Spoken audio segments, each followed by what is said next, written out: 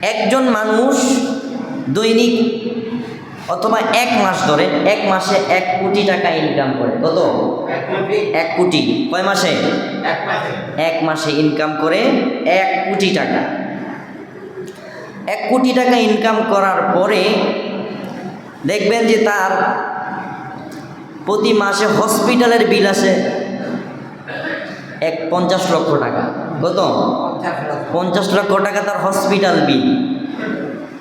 তারপরে ছেলে মেয়ে আছে, পরিবার পরিজন আছে, বাড়ি ভাড়া আছে, সব কিছু ইত্যাদি মিলে জিলে দেখা যায় 1 কোটি টাকা প্রতি মাসে ইনকাম করার পরেও তার পাশে প্রতি মাসে 20 লক্ষ টাকা তার দেনা থেকে যায়। কারণ তার ওই যে 1 কোটি টাকা সেটা হালাল নয়, মানুষের উপরে জুলুম করা। কি করা? জুলুম করা। কলমের খোঁচা দিয়াই মানুষের উপরে জুলুম করে 1 কোটি প্রতি মাসে হাতায় নিল। কিন্তু ওই ব্যক্তিটাকে জিজ্ঞাসা করবেন যে আপনার এত ইনকাম থাকার পরেও আপনার প্রতি মাসে 20 লক্ষ টাকা কেন আপনার দেনা থেকে যাবে? ওই 1 কোটি টাকার মধ্যে তার কি নাই? শান্তি, বরকত নাই। যেই ব্যক্তিটা দিন মজুর, দিনে আনে দিন খায়, প্রতি মাসে তার ধরেন 5,000 টাকা প্রতি মাসে তার ইনকাম, প্রতি মাসে কি 5,000 ইনকাম।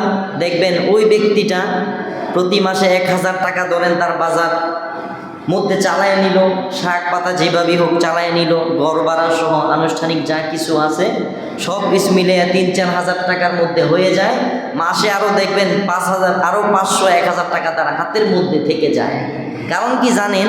ওই যে দিন মজুর, দিনে আনছে দিনে খাইছে, তার ওই 5,000 টাকার মধ্যে আল্লাহর বরকত আছে। ওই 5,000 টাকা তার হালাল। 5,000 টাকা কি হালাল। এই 5,000 টাকা খাওয়ার পরে এই হালাল ইনকামটা যখন তার পেটের মধ্যে যায়, তখন এই বরকতি ইনকাম, বরকতি হালাল রুজি তার পেটের মধ্যে যাওয়ার পরে তার বেশি অসুখ বিসুখ হয় না। তার হসপিটালের মধ্যে 50 লাখ টাকার বিল করতে হয় না।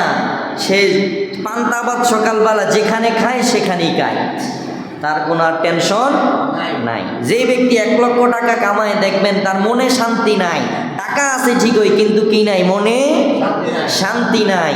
কিন্তু যে ব্যক্তি মাসে 5,000 টাকা কামায় দেখবেন দিন মজুর হালাল ইনকাম যেটাকে বলে, এই হালাল ইনকাম করার পরে সে যদি পান্তা ভাতও খায় দেখবেন ওটার মধ্যে কি আছে? শান্তি আছে, বরকত আছে। ঠিক কিনা বলেন? অতএব আমরা যেইটাই কামাই, যেই ইনকামটাই করি সেটা হতে হবে কি? হালাল। সেটা হতে হবে কি? হারাম। কারণ আল্লাহ তাআলার কাছে পবিত্র ছাড়া কোনো কিছু গ্রহণ নয়।